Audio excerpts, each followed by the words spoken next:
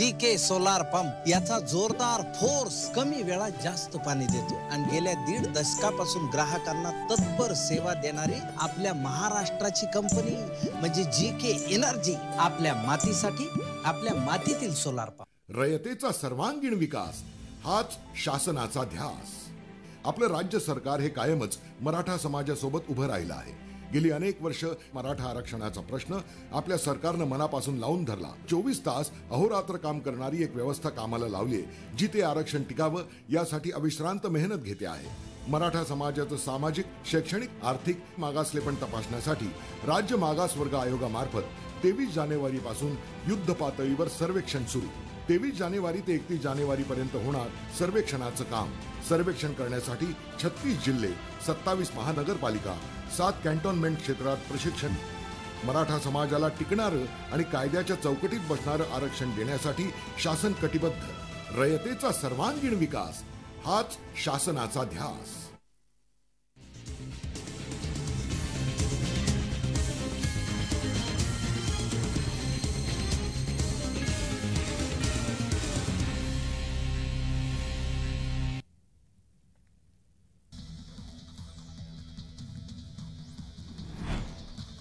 नारायण राणे यांनी देवेंद्र फडणवीसांची सह्याद्री अतिथीगृहावर जाऊन भेट घेतली. यावेळी मराठा आरक्षण आणि सिंधुदुर्गातील अनेक विकास कामांवर चर्चा झाल्याची माहिती मिळते.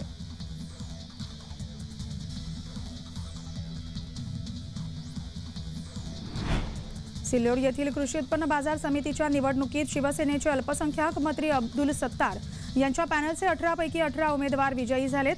विरोधी भाजपाच्या पॅनलला एकाही जागेवर विजय संपादन करता आलेला नाही. बाजार समितीसाठी 28 जानेवारीला मतदान झालं होतं.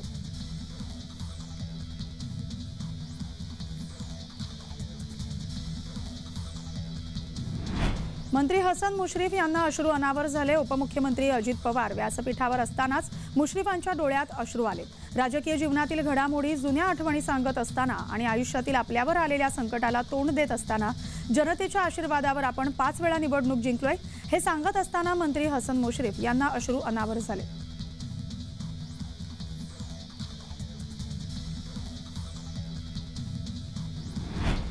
नाशकातील शासकीय गोदा आरतीबाबत निर्णय झाला असून गोदा नदीतीरी 19 फेब्रुवारीपासून महाआरती करण्यात येणार आहे. यासाठी शासनाकडून पहिल्या टप्प्यात 10 कोटींचा निधी देण्यात आलाय. गोदा जन्मोत्सवापासून महाआरतीला प्रारंभ होणार आहे.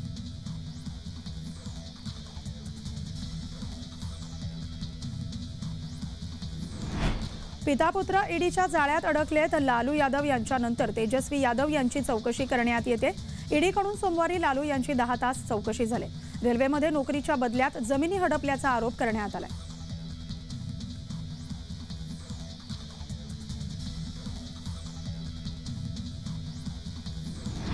मवियाच्या बैठकीला प्रकाश आंबेडकरांनी दांडी मारले. मवियाच्या बैठकीत जागा वाटपाबाबत चर्चा होते. मात्र या बैठकीसाठी उद्धव गटाचे खासदार संजय राऊत आणि विनायक राऊत उपस्थित राहणार आहेत.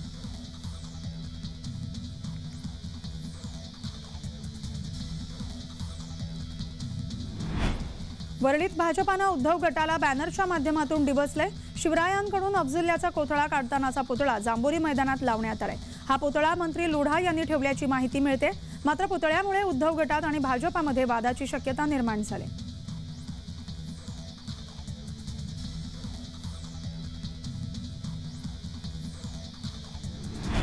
आशानगर येथील पाण्याच्या टाकीच्या उद्घाटन प्रसंगी महापालिका अधिकाऱ्याला अर्वाच्य भाषेत शिवीगाळ करणं आमदार रवींद्र धंगेकर यांना चांगलंच महागात पडलंय.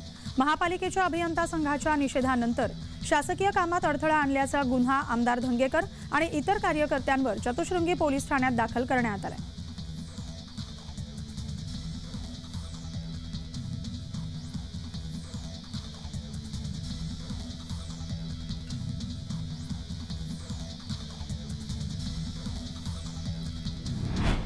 ओबीसी समाजानं छगन भुजबळ यांना समजावून सांगावं. जर त्यांनी आमच्या अन्नात माती टाकण्याचा प्रयत्न केला तर आम्ही गप्प बसणार नाही.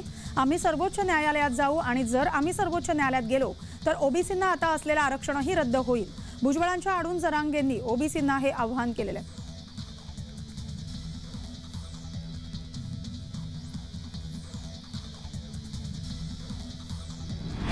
मराठा आंदोलनातील मागण्या मान्य झाल्यानंतर मराठा आंदोलक मनोज जरांगे आज स्वराज्याची राजधानी असलेल्या किल्ले रायगडावर आले. त्यांनी छत्रपती शिवाजी महाराजांचं दर्शन घेतलंय. यावेळी त्यांच्यासोबत मोठ्या संख्येनं त्यांचे समर्थक आणि कार्यकर्ते उपस्थित होते.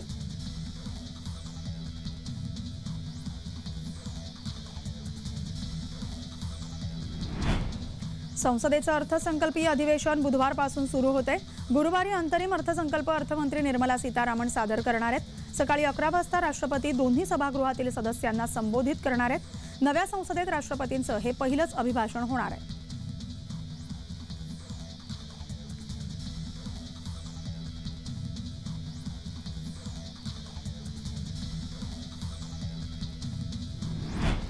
मुंबई महापालिकेचा 2024-25 या आर्थिक वर्षासाठीचा अर्थसंकल्प या आठवड्यात 3 किंवा 4 फेब्रुवारीला मांडण्यात येणार असल्याची शक्यता आहे. पालिकेची निवडणूक अद्याप अनिश्चित असली तरी लोकसभेची निवडणूक जवळ येते. त्या दृष्टीने या अर्थसंकल्पाला विशेष महत्त्व आहे.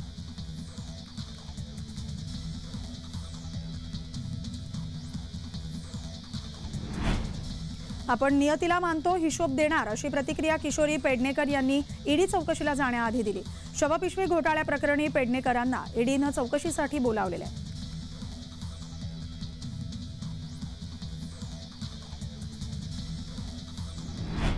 सुरत चव्हाणच्या साथीदारांवर कारवाई का नाही असा सवाल करत खासदार संजय राऊत यांनी राहुल कनाल, अमेय घोले यांच्यावर निशाणा साधलाय.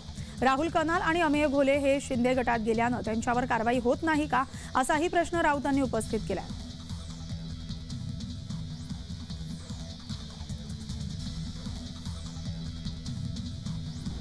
ईडीच्या भीतीनं हेमंत सोरेन हे बेपत्ता झाल्याचं बोललं जात आहे. सोरेन यांच्या घरी 36 लाखाची रोकड आणि 2 गाड्या जप्त करण्यात आल्यात. कथित जमीन घोटाळ्याशी संबंधित मनी लॉन्ड्रिंग प्रकरणाच्या चौकशीदरम्यान अंमलबजावणी संचालनालयानं ही कारवाई केली.